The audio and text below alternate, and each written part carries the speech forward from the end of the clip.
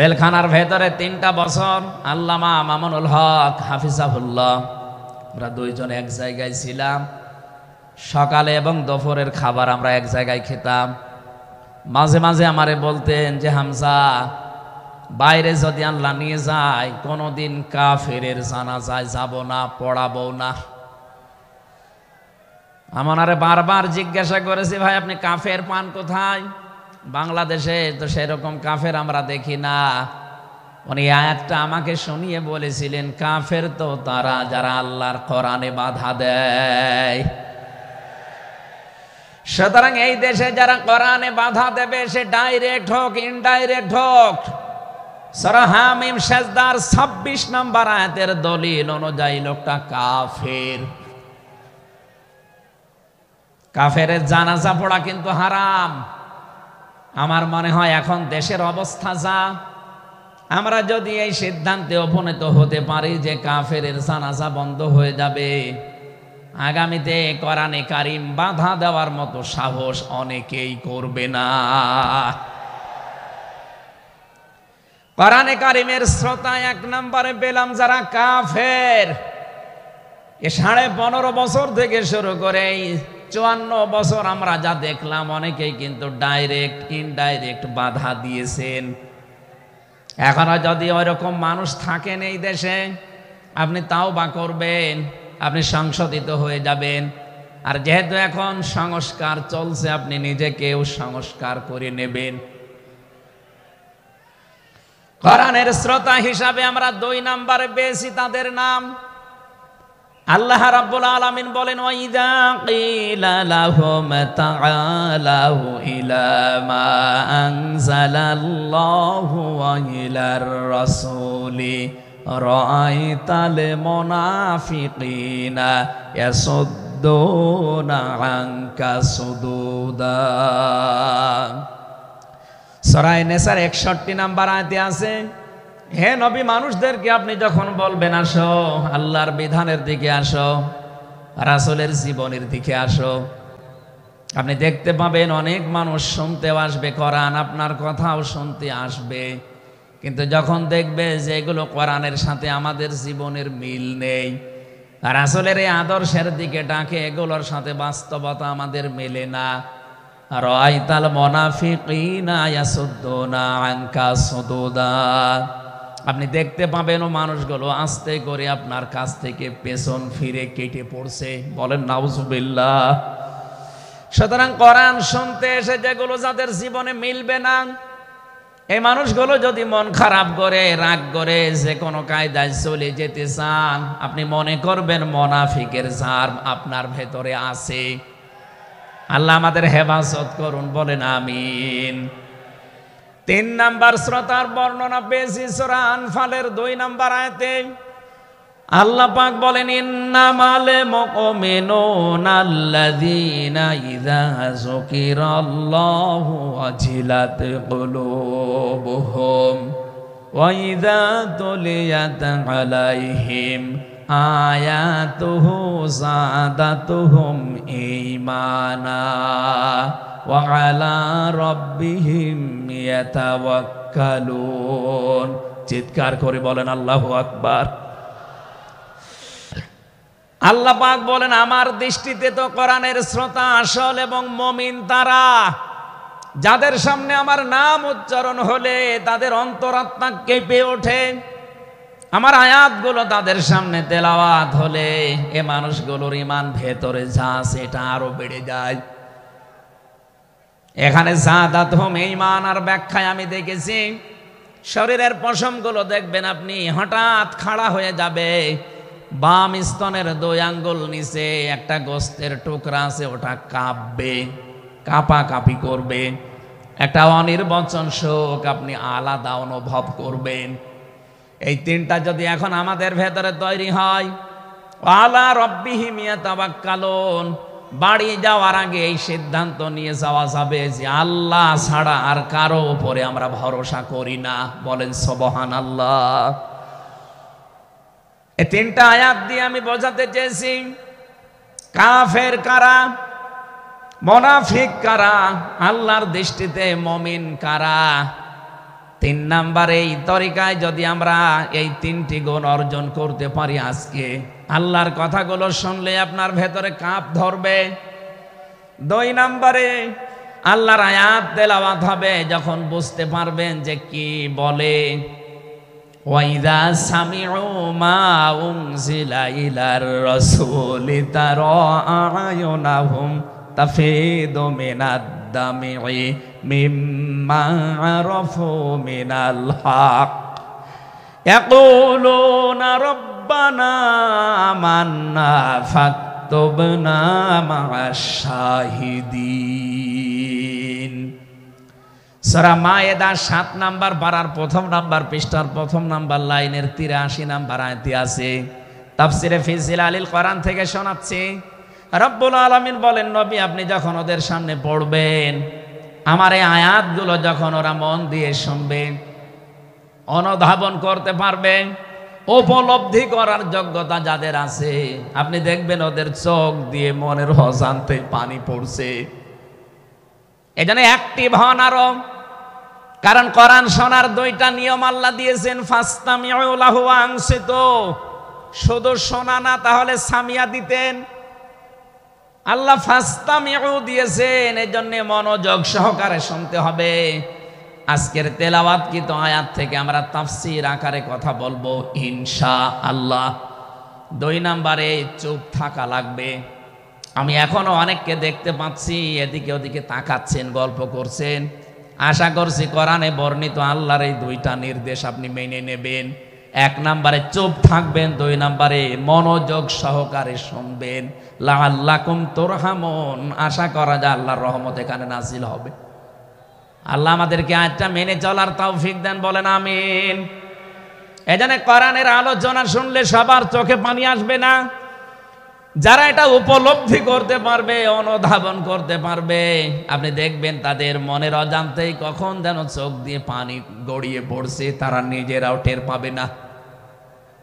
আল্লাহ যেন এই ৩ নাম্বার এই প্রকার শ্রোতা হিসাবে আমাদের কবুল করেন, বলেন আমিন।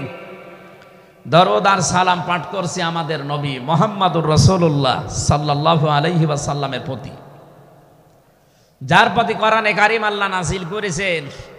সেই কোরআনকে যদি আপনি জিজ্ঞাসা করেন, হে কোরআন, যার উপরে নাজিল হলে তার সম্পর্কে তোমার ভেতরে কোনো কিছু আছে, কোনো পরিচয়?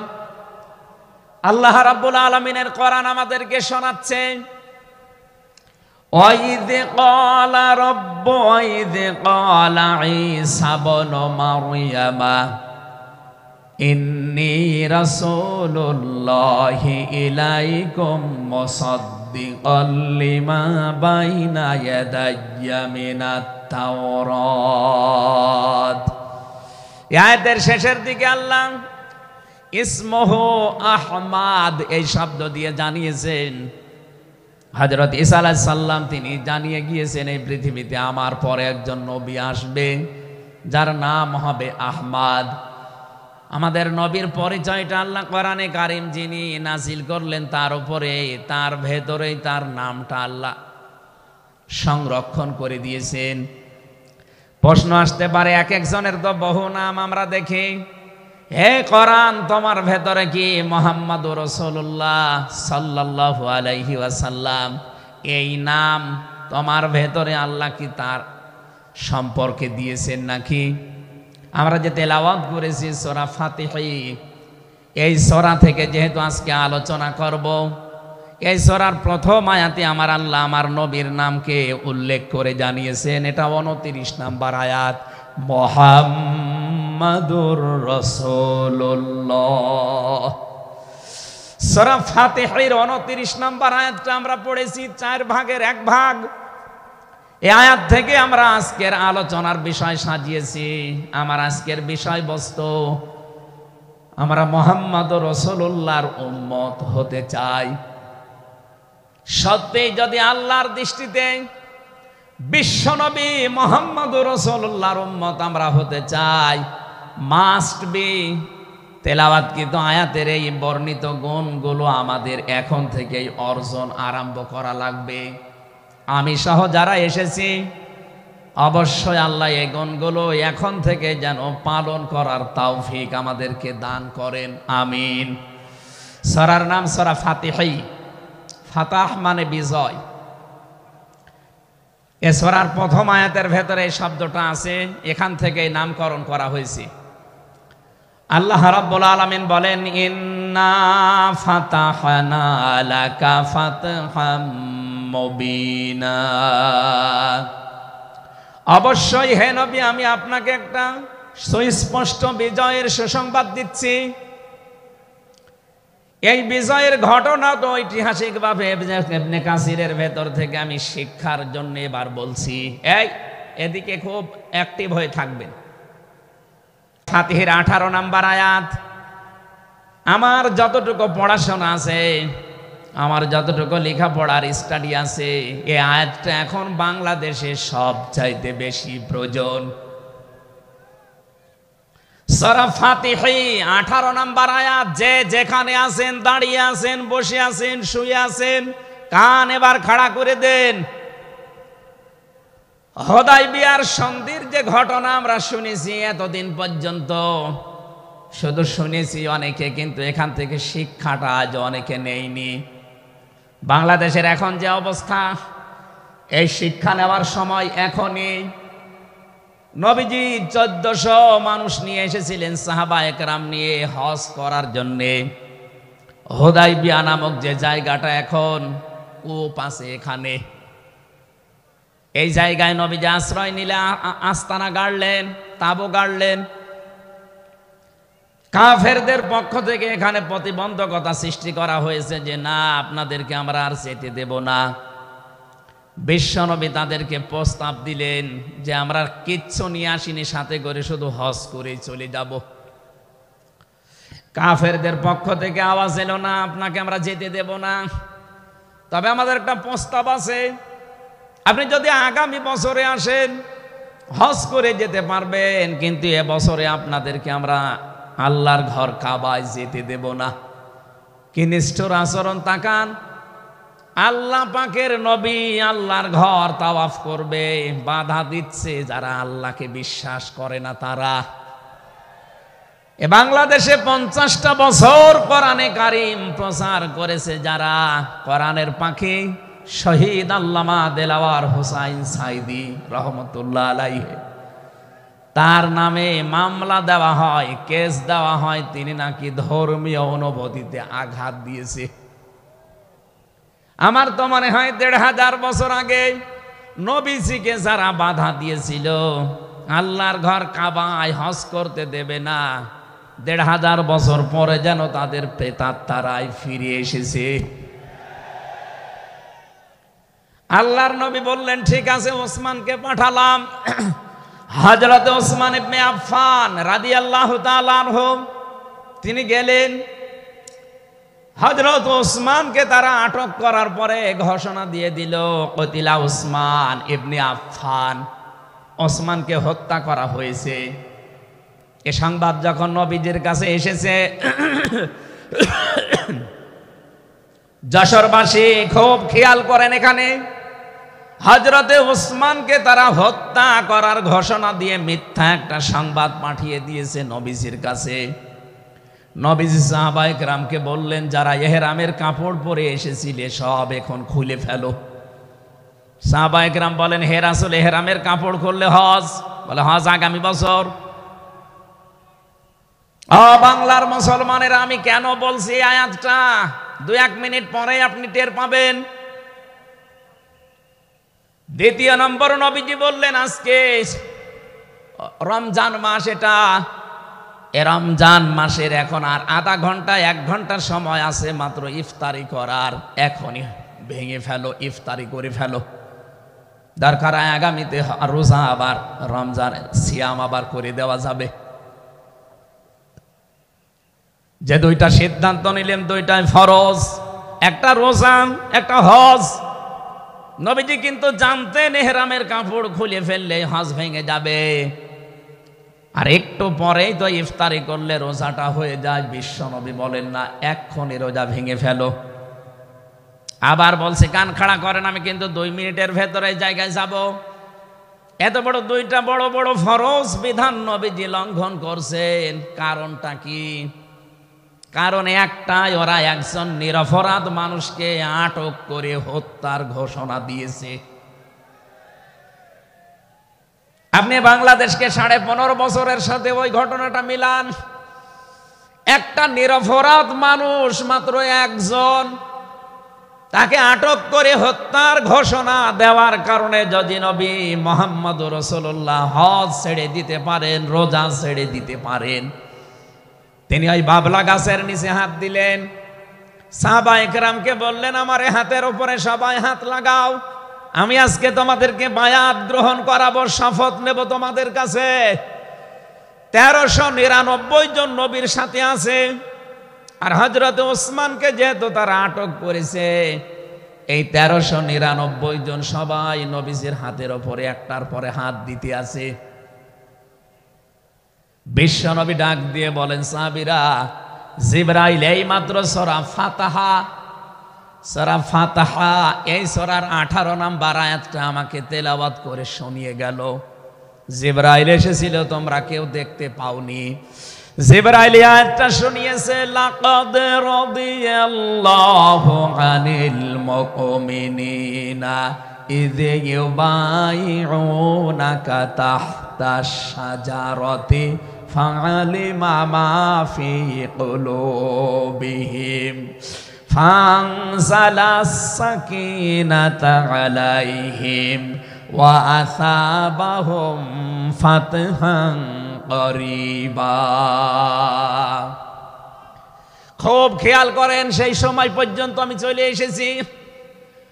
নবীজি নিজের বাম হাতটা সাহাবায়ে কেরামদের উপরে রেখে বললেন, সাহাবীরা, আজকের এই বায়াতের উপরে, শপথের উপরে আল্লাহ পাক নিজেই জানিয়েছেন যে তিনি রাজি হয়ে গেছেন। আয়াতটা শুরু করার আগে আল্লাহ দুইটা তাকিদ দিয়েছেন, লাম এবং কদ।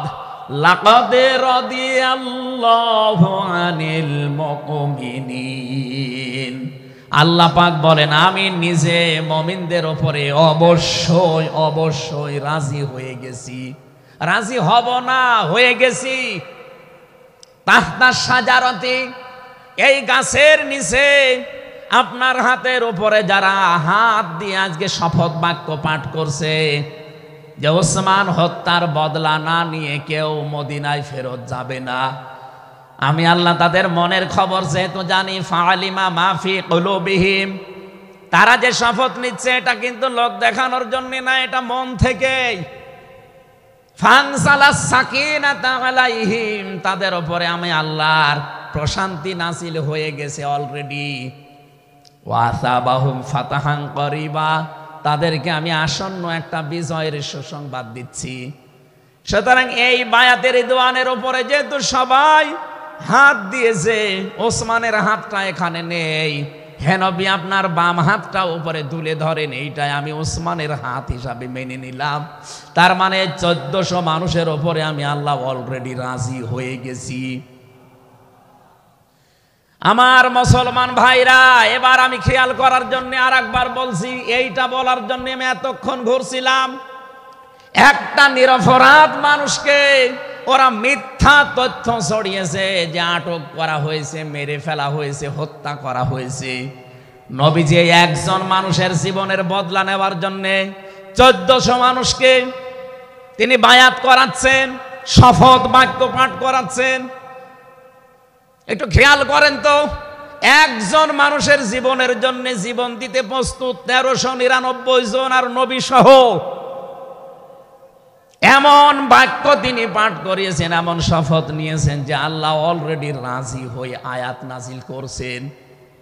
নবীজি বললেন ওরা ওসমানকে হত্যা করেছে, ওসমান একজন নিরপরাধ মানুষ। একটা নিরপরাধ মানুষকে বিনা কারণে আটক করে হত্যা করেছে, ওদের কোনো ক্ষমা নেই। আমরা আজকে এই 1400 মানুষ শপথ নিলাম, ওদেরকে হত্যার প্রতিশোধ না নিয়ে আমরা কোনোদিন আর মক্কা মদিনায় ফেরত যাব না। আমার তো মনে হচ্ছে বাংলাদেশে এখনো বহু মানুষ বিনা কারণে যাদেরকে হত্যা করা হয়েছে, নিরপরাধ মানুষগুলোকে ফাঁসির কাস্টে ঝোলানো হয়েছে, কত মানুষকে মৃত্যুর দিকে ঠেলে দিয়েছে। এখনো জিন্দা শহীদ জনাব এটিএম আজহারুল ইসলাম এখনো জেলখানায় পচতেছে। বানানো বিচার ব্যবস্থা, বানানো বিচারপতি, নিজেদের উকিল, নিজেদের পিপি, নিজেদের সাক্ষী, নিজেদের রায় সব দিয়ে একটা মানুষকে আর 17 বছর আপনি আটক করে রেখেছেন। আমার তো মনে হয় এখন সময়ের দাবি সূরা ফাতিহা থেকে যেহেতু তাফসীর শুনছেন, আজ এই বাংলার 18 কোটি জনগণের উপরে যদি আল্লাহ পাক খুশি হতে চান, এই নিরপরাধ মানুষগুলোকে জেলখানা থেকে মুক্ত করা লাগবে।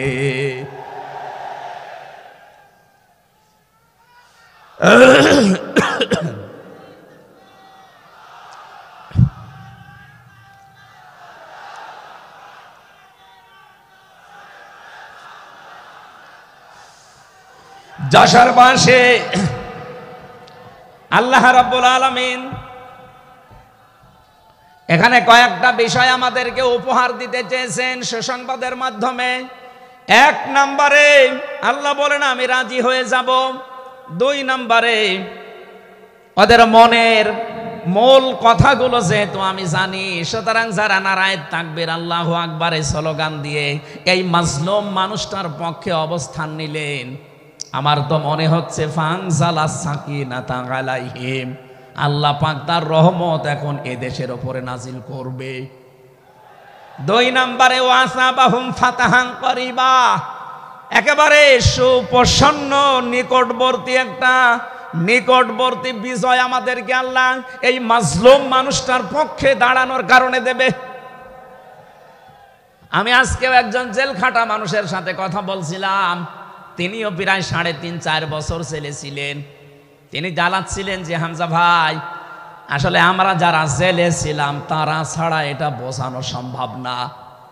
বহু মানুষ বিনা অপরাধে, বিশেষ করে 15.5 বছরে তো হবে, বিনা কারণে বিনা অপরাধে কিচ্ছু জানে না, বছরের পর বছর জেলে পচতেছে।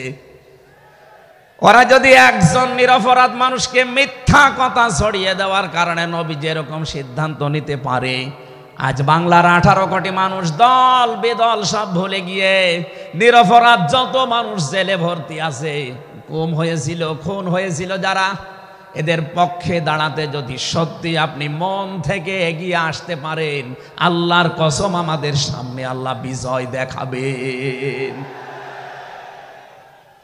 বিজয় আমরা দেখতে পাচ্ছি সূরা কসস 20 নম্বর পারার 4 নম্বর পৃষ্ঠার 15 নম্বর লাইনের 5 নম্বর আয়াত। বাড়িতে যে আয়াতটার তাফসীর দেখবেন, আল্লাহ রাব্বুল আলামিন বলেন নুরিদু আন্নামুন্না আলাল্লাযীনা ইসতাদঈফু ফিল আরদ ওয়া নাজআলাহুম আইম্মাতা ওয়া নাজআলাহুমুল ওয়ারিসিন। আমি আল্লাহ একটা ইচ্ছা করলাম, হাজার হাজার বছর আগে হে নবী, এই পৃথিবীর ময়দানে ফেরাউন নামে একটা লোক ছিল। রাষ্ট্রীয় ক্ষমতায় থাকার কারণে ওই দেশে বিভিন্ন দলে বিদলে বিভক্ত করে মানুষকে রেখেছিল, আর একটা দলকে সে টার্গেট নিয়ে কোণঠাসা করে, ছোট করে, হীন করে রেখেছিল। সেই দলটা ছিল মুসা নবীর দল। আমি আল্লাহ একটা ইচ্ছা করলাম, জমিনের উপরে যাদেরকে দুর্বল করে রেখেছে ফেরাউন, এই দুর্বল দলের উপরে আমি আল্লাহ মনন করব। মনন মানে অনুগ্রহ করা, দয়া করা। আমি আল্লাহ দয়া করব তাদের উপরে, মনন করব। এই কারণ আমি তাদেরকে জমিনের শাসন ক্ষমতায় বসাতে চাই, জমিনের উত্তরাধিকারী তাদেরকে বানিয়ে দিতে চাই। অনুমাক্কিনা লাহুম ফিল আরদ, জমিনের উপরে তাদেরকে আমি ক্ষমতায় বসাবো, এটা আমি আল্লাহর ইচ্ছা। বলেন তো আল্লাহ যদি কোনো ইচ্ছা করে ওটা রদ করার কেউ আছে? আরো জোরে বলেন আছে? সুতরাং এই আয়াত দিয়ে আমি যেহেতু 100 ভাগ এই আয়াতটা বিশ্বাস করি, হাজার হাজার বছর আগে ফেরাউনের এই জীবনের সাথে, কাহিনীর সাথে, তাফসিরের সাথে আমি বাংলাদেশি আয়াতটা মিলিয়েছি। দেখতে পেয়েছি 2024 সালের 5 আগস্টের পরে একটা দলের সাথে আয়াতটা মিলে যাচ্ছে। আপনি যাই মনে করেন এইটাই বাস্তব। এই 54.5 বছরে ভুয়া ধোয়া তুলে ভুয়া চেতনার নাম দিয়ে যাদেরকে কণ্ঠাসা করে রেখেছিলেন জনগণের কাছ থেকে, আল্লাহ যেন হঠাৎ করে মানুষের মনের ভেতরে তাদের প্রতি পরিবর্তন এনে দিয়েছেন। আল্লাহ পাক যেন এই মানুষগুলোকে একটা মনন করেছেন, একটা দয়া দেখিয়েছেন। অনাজালাহুমা ইম্মাতান, জমিনের ইমাম তাদেরকে যেন আল্লাহ দিনের পর দিন বানিয়ে দিচ্ছে। তাদের আচার ব্যবহার, তাদের চরিত্র, তাদের ব্যবহার, তাদের মাধুর্যতা, তাদের যে ইখলাস, এগুলো দেখছে আমার আল্লাহ দিনের পরে দিন জমিনের ইমাম তাদেরকে আল্লাহ বানাচ্ছেন। অনাজালাহুমুল ওয়ারিসিন, আয়াতের শেষের কথা, আল্লাহ তাদেরকে জমিনের ওয়ারিস বানিয়ে দেবেন। যেহেতু আল্লাহর সিদ্ধান্ত রদ করা যায় না, ফাআলুল লিমা ইউরিদ, তিনি যা ইচ্ছা তাই করেন। ইন্নামা আমরুহু ইযা আরাদা শাইআন আইয়াকুলা লাহু কুন ফায়াকুন। আল্লাহ পাক বলেন, আমি যদি কোনো ইচ্ছা করি শুধু বলি কোন, সঙ্গে সঙ্গে ফায়াকুন হয়ে যায়। কোরআনের ওপর আমার 100% বিশ্বাস নিয়ে কথা বলছি আমি। এই আয়াতগুলো মাস্ট বি আমার আল্লাহ বাংলাদেশে দেখাবে। বলেন আমিন, আরো জোরে বলেন আমিন। 6 নাম্বার আয়াত হচ্ছে অনুমাক্কিনা লাহুম ফিল আরদ, আমি আল্লাহ তাদেরকে জমিনের চেয়ারে ক্ষমতায় বসিয়ে দেব। কেন জানো? অনুরিয়া ফিরআউনা ও হামানা ও জুনুদাহুমা মিনহুম মা কানু ইয়াহদারুন, আমি আল্লাহ দেখাতে চাই ফেরাউনকে, হামানকে আর তার সৈন্যবাহিনীকে, তারা তাদেরকে সবচাইতে বেশি ভয় করত জমিনে যাদেরকে, সেই মুসা নবীর দলকে আমি আল্লাহ জমিনের শাসন ক্ষমতায় বসিয়ে তাদেরকে দেখাবো। এই 54 বছর জালেম এবং মুনাফিকরা সবচাইতে বেশি ভয় বাংলাদেশে যাদেরকে করেছে, তাদের প্রতি মানুষের মন মানসিকতা আল্লাহ ঝুঁকিয়ে দিয়েছেন।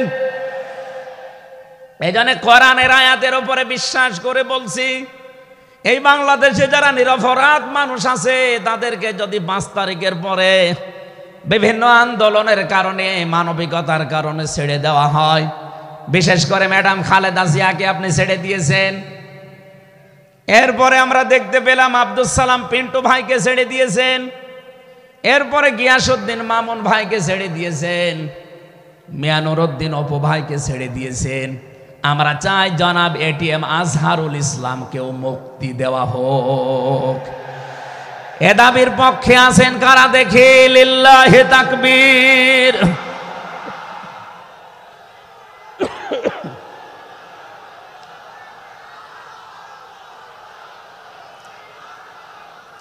আলহামদুলিল্লাহ। ভাই, আমি আয়াতটা পড়লাম এই জন্যে, 1500 বছর আগে একটা নিরপরাধ মানুষের পক্ষে দাঁড়ানোর কারণে যদি আল্লাহ এতগুলো সুসংবাদ দিতে পারে, সাকিনা নাজিল করা, সুপ্রসন্ন, একেবারে নিকটবর্তী বিজয় দেওয়া, আমরা যদি আজ নিরপরাধ মানুষগুলো যারা আজ জুলুমের শিকার হয়ে 15.5 বছর 17 বছর মানবেতর জীবন যাপন করছে, আমি তো 3 বছর তার ভুক্তভোগী। 3টা বছর আমাদেরকে ফাঁসির কন্ডেম সেলের ভেতরে 24 ঘন্টা লকআপ দিয়ে রাখতেন। কি করেছিলাম আমরা? আজকে এই যে মাহফিলের 6 জন আলেমের ভেতরে আমরা 3 জনই এক জায়গায় ছিলাম জেলখানায়, আর বাকি 3 জনের ভেতরে একজন তো বাইরের দেশে, আর 2 জন আব্দুল হাই সাইফুল্লাহ, শাইখ আহমদুল্লাহ, 2 জন মজলুম। তাদেরকেও কোরআনের কথায় দেশে 15.5 বছর আপনারা বলতে দেননি। এজন্য আমি আয়াত থেকে যেটা শিক্ষা দিতে চাই, কাটছাট কথা বলছি। বাংলাদেশে যদি আল্লাহর সাকিনা, প্রশান্তি মনে এবং বাইরে আপনি দেখতে চান, সুপ্রসন্ন বিজয় যদি দেখতে চান, অবশ্যই আপনাকে নিরপরাধ যারা এখনো পর্যন্ত বিভিন্ন জায়গায় মাজলুম হয়ে আছে তাদের পক্ষ নেওয়া লাগবে। এক কথা বলুন। আল্লাহ আজটা আমাদের জীবনে 100% মেনে চলার তৌফিক দেন, বলেন আমিন।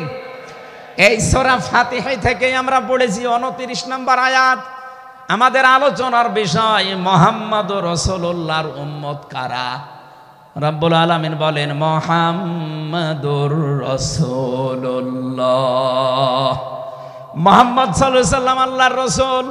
হে নবী, দুনিয়ার কেউ যদি আপনার রেসালাত স্বীকার না করে, কেউ যদি সাক্ষী না দেয়, আমি আল্লাহ নিজে সাক্ষী দিয়ে দিলাম আপনি আমার রসুল। সুতরাং এই বাংলার জমিনে কেউ যদি নবীর আদর্শ না মানে, বিশ্ব নবীর কোনো ক্ষতি হবে না, আল্লাহরও কোনো লস নেই, যত ক্ষতি আমাদের। কথা বলে না কেন? কোরআনের চোখ লাগিয়ে দেখতে পাচ্ছি এদেশে হাজারো মানুষ জাহান্নামে দৌড়াচ্ছে। কারণ নবী মুহাম্মদুর রাসূলুল্লাহ বাদ দিয়ে পৃথিবীতে যদি অন্য কাউকে কিয়ামত পর্যন্ত কেউ আদর্শ মেনে চলে, কোরআনের কসম দিয়ে বলছি মাস্ট বি লোকটা জাহান্নামী। এজন্য এরকম আচরণে যারা আছেন, বুঝে হোক না বুঝে হোক, আল্লাহ রাব্বুল আলামিনের পরিচয় দেওয়ার আগে আমার আল্লাহ রাসূলের পরিচয় আমাদের কাছে দিয়েছেন। রাব্বুল আলামিন বলেন, কুল হুয়াল্লাহু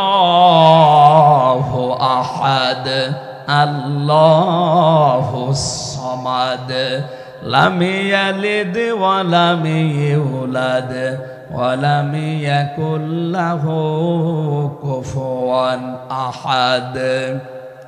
এখানে আল্লাহর একাত্মবাদের শিক্ষা দেওয়া হচ্ছে। আল্লাহ পাক বলেন, হে নবী আপনি বলুন। অথচ শোনানো হচ্ছে যার কথা, তার কথা তো আগে বলার দরকার ছিল। এখানে আগে রেসালাতের ঘোষণাটা দেওয়া হয়েছে, কুল, হে নবী আপনি বলুন। ও বাংলার মুসলমানেরা, ফেরাউনের জীবনী পড়ে আমি দেখেছি সে কিন্তু আল্লাহর একাত্মবাদের ঘোষণা দিয়েছিল, কিন্তু রেসালাতের ঘোষণা দেয়নি, এজন্য লোকটা ঈমান পায়নি। বাংলাদেশে বহু মানুষকে আমরা দেখতে পাচ্ছি আল্লাহর কথা বললেও বলেন আমরা কি নামাজ পড়ি না, রোজা রাখি না, আমি কি হজ করি না, দান সাদকা করি না। এগুলো সব আল্লাহর বিধান।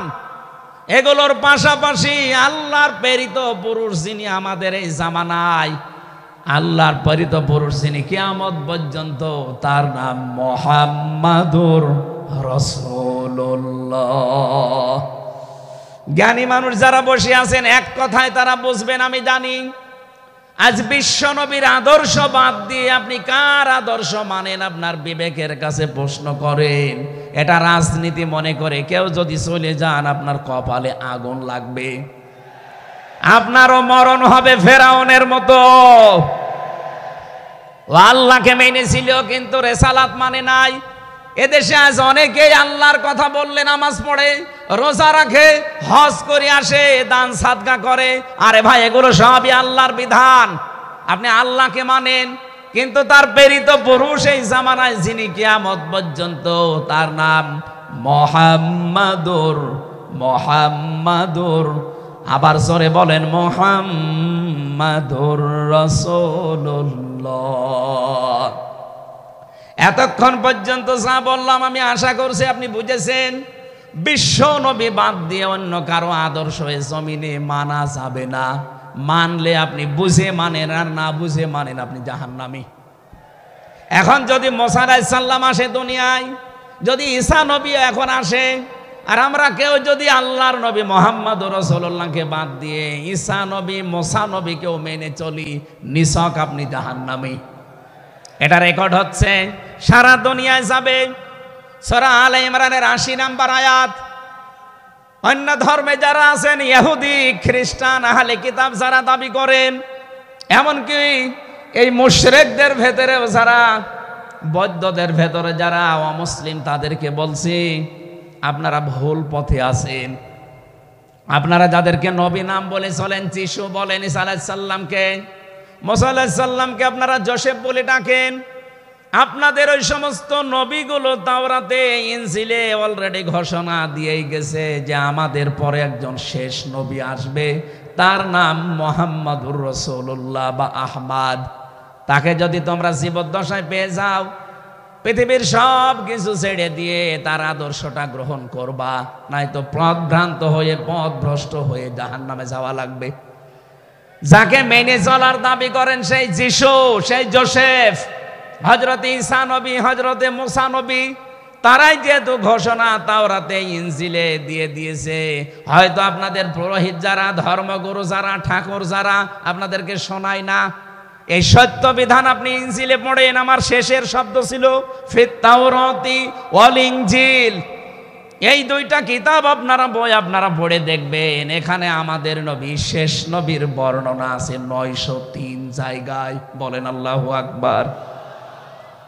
আল্লাহ পাক প্রথম শব্দে জানাতে চেয়েছেন, হে নবী, কেউ যদি আপনাকে স্বীকার না করে, কেউ না মানে, আমি আল্লাহ নিজে ঘোষণা দিলাম, ওয়াল্লাযীনা মাআহু আশিদ্দাউ আলাল কুফফার। আপনার সঙ্গে সাথে যারা হবে, আপনার সাথে যারা থাকবে, আপনার উম্মত বলে যারা কিয়ামত পর্যন্ত দাবি করবে, তাদের ভেতরে এই গুণগুলো মাস্ট বি পাওয়া যাবে। যশোরবাসী, এবার আপনাদের জন্য আপনি মিলান তো এই আয়াতটা নিজের জীবনে আছে কিনা।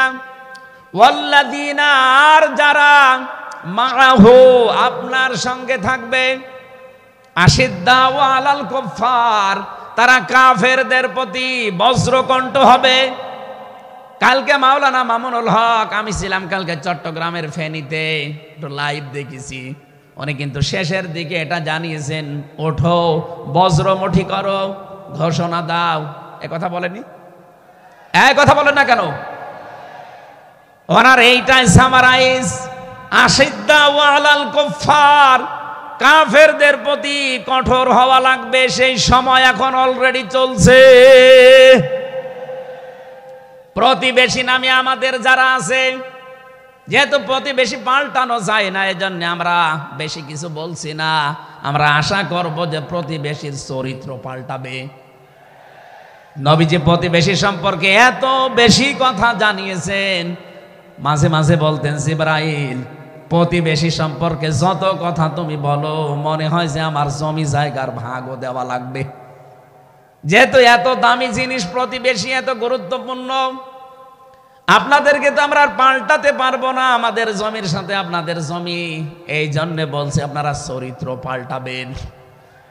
আপনি মাইক্রোসফট, ভয়েস অফ আমেরিকা, এগুলো সব খ্রিস্টানরা, ইহুদিরা চালায়। তারা আজ তামাম দুনিয়ার 257টা রাষ্ট্রে কিন্তু বিশ্বে সবচাইতে বেশি মিথ্যা কথা বলা হয় ভারতে। পৃথিবীর 257টা রাষ্ট্রের ভেতরে সবচাইতে বেশি সংখ্যালঘুরা নিরাপত্তার সহিত বাস করে বাংলাদেশে।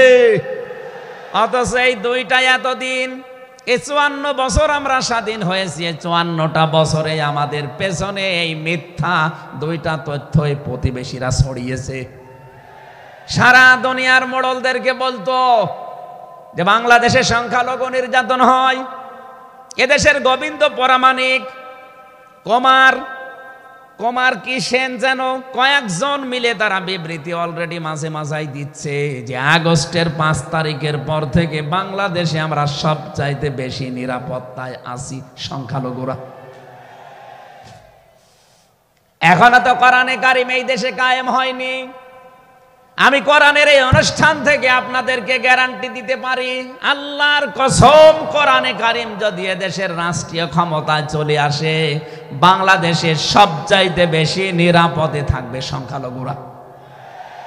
একজন মুসলমানের মাথায় যদি কেউ আঘাত করে, একটা গুনাহ হবে। একটা অমুসলিমের গায়ে যদি কেউ আঘাত করে, ডবল গুনাহ হবে। বাংলার মুসলমানেরা অনেকে মনে করেন যে এটা মনে হয় নতুন হাদিস। না, আপনি একজন মুসলমানকে আপনি মারলেন, আপনার নিজের ভাই, সে আল মুসলিম ও আখুল মুসলিম, কিন্তু অমুসলিম আপনার ভাই। এ কথা কোরআনেও নেই, হাদিসেও নেই। কে কথা বলেন না কেন? 3টা বিষয় যদি কারো ভেতরে পান, সে যেই হোক। 1 নম্বরে কেউ যদি আমার কেবলাকে কেবলা মনে করে, ফাহুয়া আখি, সে আমার ভাই। 2 নম্বরে আমার জবাই করা জিনিস যদি সে খেতে চায়, ফাহুয়া আখি, সে আমার ভাই। 3 নম্বরে সে যদি আমার মতো নামাজ পড়ে, সে আমার ভাই। সুতরাং এই 3টা বিষয় সামনে রেখে আমরা এই দেশে যারা আছি, মতের হয়তো মিল নেই, দলের হয়তো নামের মিল নেই, কিন্তু এই 3টা বিষয় যারা মানবেন, আমার মতো নামাজ পড়বেন, আমার কাবাকে কাবা মনে করবেন, আমার জবাইকে তো ব্যস্ত আপনিও খাবেন, এটা যেই হোক এই দেশে আমরা সবাই তাকে ভাই ভাই ভাই মনে করি। কথা বলেন ঠিক কিনা? এই তিনটার বাইরে যারা আছেন তারা তো আর আমার ভাই না। তাদের সম্পর্কে কি? তারা আমার এই দেশের আমানাত। এক নম্বরে এই সংখ্যালঘু যারা আছে, হিন্দু হোক, খ্রিস্টান হোক, বৌদ্ধ হোক, মুশরিক হোক, যাই হোক, যারা আছে তাদের ওপর যদি আপনি অত্যাচার করেন, তাদের মন্দির ভাঙেন, তাদের দেবতাকে গালি দেন, তাদের মাথায় বাড়ি দেন, চাঁদাবাজি করেন, এক নম্বরে জুলুমের গুনাহ হবে, দুই নম্বরে আমানতের খেয়ানতের গুনাহ হবে। এই জন্য আমরা সাবধান থাকি। আগস্টের 5 তারিখের পরে আমরা অনেকের চরিত্র একটু ওলট পালট দেখতে পাচ্ছি।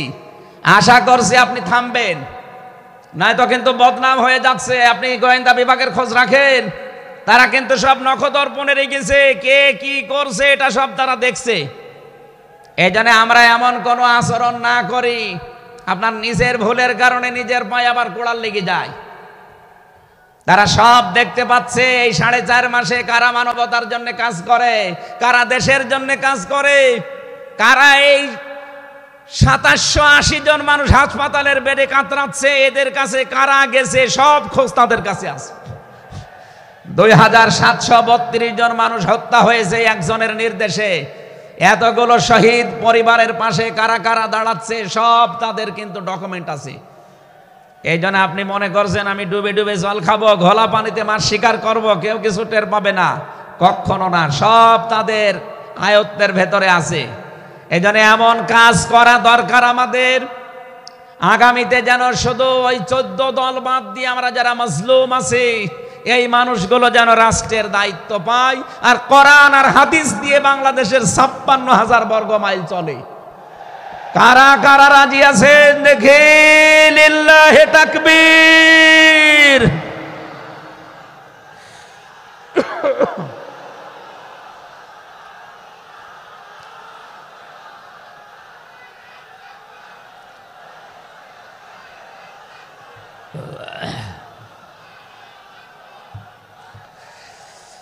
আমার ভাইরা, এবার আমি মূল কথায় যাচ্ছি। মুহাম্মদ রাসূলুল্লাহর উম্মত হতে হলে আমাদেরকে বজ্রমুষ্টি হওয়া লাগবে, ঐক্যবদ্ধ হওয়া লাগবে। যারা নবীর উম্মত, কাফের যারা, তাদের বিরুদ্ধে। আমি কাফেরের পরিচয় সে প্রথমে দিয়েছি। যে মানুষগুলো কোরআনে কারিমে বাধা দেয়, কোরআনের শিক্ষায়, কোরআনের প্রচারে, কোরআনের প্রসারে, কোরআন কায়েমে যারাই বাংলাদেশে বাধা দেবে তার নাম আব্দুল আলিম হতে পারে, কে কাফের। এদের বিরুদ্ধে কঠোর হওয়া লাগবে আপনাকে। আমি আবার বোঝার জন্য বলছি, নাম হয়তো আপনার আল্লাহর নাম আপনি নিয়েছেন আব্দুল আলিম, আব্দুল খালেক, কিন্তু আপনার কাজ যদি কোরআন প্রচারে বাধা দেওয়া হয়, ডাইরেক্ট ইনডাইরেক্ট, অবশ্যই আপনি বুঝতে পেরেছেন আমি কি বলছি। আপনি কিন্তু আর সাধারণ মানুষ নেই, আপনি মুনাফিকও নেই, আপনি মুসলমানও নেই, আপনি কাফের হয়ে গেছেন। আল্লাহ আমাদের হেফাজত করুন, বলেন আমিন। কাফেরদের যত অনুষ্ঠান আছে সেখানেও কড়াকড়ি করা লাগবে আপনাকে। কে বলেছে ধর্ম যার যার উৎসব সবার? এটা কুফরি কথা। ধর্ম যার যার, উৎসব তার তার। হ্যাঁ, কথা বলুন। মান তাশাব্বাহা বিকওমিন ফাহুয়া মিনহুম। যার সাথে যার সাদৃশ্য মিলবে, সে আচার ব্যবহারে, ধর্মীয় রীতিনীতিতে কিয়ামতের দিন তার সাথে থাকা লাগবে। কোনদিন আজ পর্যন্ত আপনি পিটিয়েও কোন হিন্দু ভাইকে গরু জবাই করেন যখন কোরবানি দেওয়ার জন্য, তাকে পাবেন। তারা জানে যেটা আমাদের ধর্মীয় অনুষ্ঠান না, এই জন্য তারা আসে না, ঠিক করে তারা আসে না। আপনি কোন কারণে সেখানে যাবেন?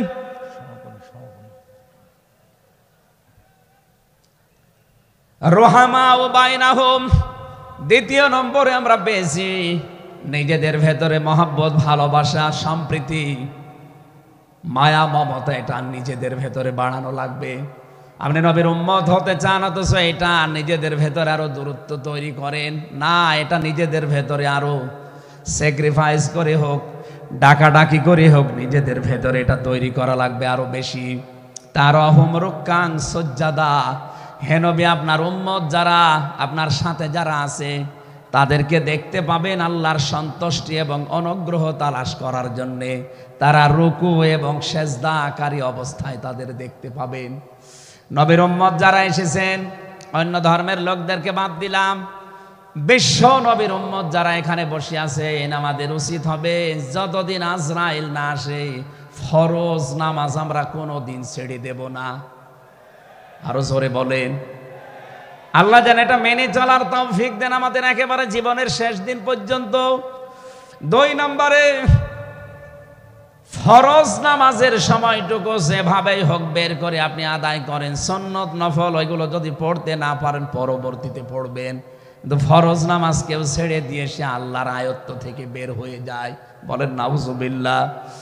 সাহাবা একরাম আল্লাহর দরবারে যে 7টা কারণে কবুল হয়েছিলেন, তার ভেতরে 1 নাম্বার কারণ ছিল এই মানুষগুলো আল্লাহর বিধান সামনে পেলে পৃথিবী ভুলে যেতেন। আব্দুল্লাহ আনসারী রাদিয়াল্লাহু তাআলা আনহুর জীবনী পড়েছি। এই লোকটা আল্লাহর বিধান সেজদাকে সামনে রাখতে গিয়ে নিজের স্ত্রীকে এক কাপড়ে গর্তের ভেতরে বসিয়ে রেখেছিল, নিজের ছেলেকে শিকল দিয়ে বেঁধে রেখেছিল, তারপরও আল্লাহর বিধান সেজদা সে ভুলে যায় নাই। আমাদের এরকম কঠিন পরিস্থিতি এখন হয়তো আসেনি, তারপরও আমরা অনেকে বিনা কারণে ফরজ নামাজ ছেড়ে দেই। আমি নামাজের কথা মুসলমানদের কাছে সচরাচর বলতে চাই না, কারণ একজন মুসলমান আর একজন কাফেরের ভেতরে পার্থক্য নামাজ। নামাজ যদি কেউ না পড়ে সে মুসলমান থাকে কি করে? সুতরাং আজান হওয়ার পরে মুসলমান যাবে মসজিদে নামাজ আদায় করতে, মানুষ টের পাবে যে লোকটা মুসলমান।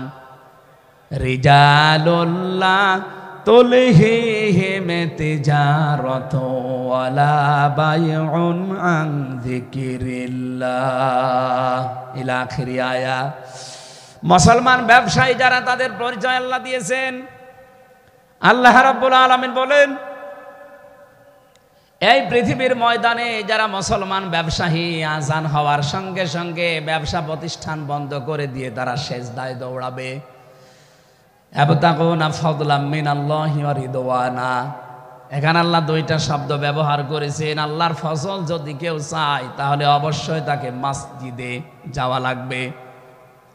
আল্লাহুম্মা ইন্নী আসআলুকা মিন ফাদলিকা, ফজলের জন্য জমিনে আল্লাহ পাঠিয়েছেন আমাদেরকে, আর রহমতের জন্য তার ঘর মসজিদে পাঠিয়েছেন। এজন্য আল্লাহর রহমতের জন্য 5 বার আল্লাহর ঘরে আমাদেরকে যাওয়ার নির্দেশ দিয়েছেন আল্লাহ। আর যদি ফজল অনুগ্রহ পেতে চাই, রিজিক, এগুলোর জন্য জমিন, এই জমিন আল্লাহ আমাদেরকে হালাল রুজি উপার্জন করার যে ব্যবস্থা, এরকম ময়দান যেন তৈরি করে দেন। বলেন আমিন। সেইমাহুম ফি ফুজুহিহিম মিন আসারিস সুজুদ। আল্লাহ বলেন এদের এই চিহ্নগুলো, সেজদার চিহ্নগুলো এদের চেহারার বিভিন্ন জায়গায় ফুটে উঠবে।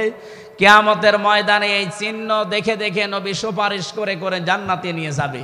হয় কপালে, নাই নাকে, নাই হাতে, যে সমস্ত জায়গায় সেজদা দেওয়ার জন্য আপনি জমিনে লাগিয়েছিলেন, এই জায়গাগুলো কিয়ামতে চমক দিতে থাকবে। আল্লাহ আমাদের প্রত্যেককে এই 5টি গুণ অর্জন করার মাধ্যমে বিশ্ব নবীর খাঁটি উম্মত হওয়ার তৌফিক দিন। আমিন, আল্লাহুম্মা আমিন।